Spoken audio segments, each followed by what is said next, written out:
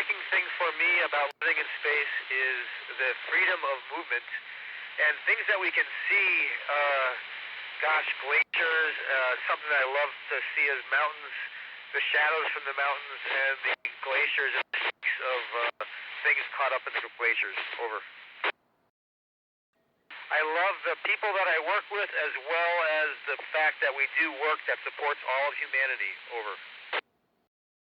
I do believe that it's possible. I think humans have had to do that, certainly not over the great distances we're talking about in space, but humans certainly have had lots of exploration that involved isolation and loneliness. Over. I looked out the window and I said, wow, I was very impressed by the inky blackness of space in the background with a sunlit Earth in the foreground. Over.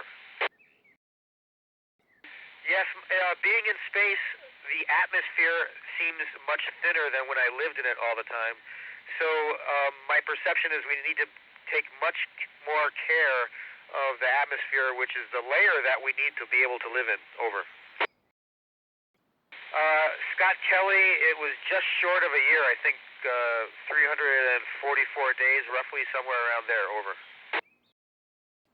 The combination of mental and physical challenges, as well as the opportunity to serve. Over.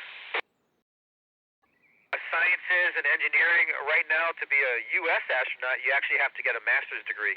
Over. Fortunately, not very easily. Have a combustion source, an oxygen, and up here, the first reaction we have is to shut off all the ventilation because that prevents the fire from moving. Over. Considering that I don't get a lot of fresh food, it was the best salad I'd ever had in my entire life, and I mean that very honestly. Over. Gracias.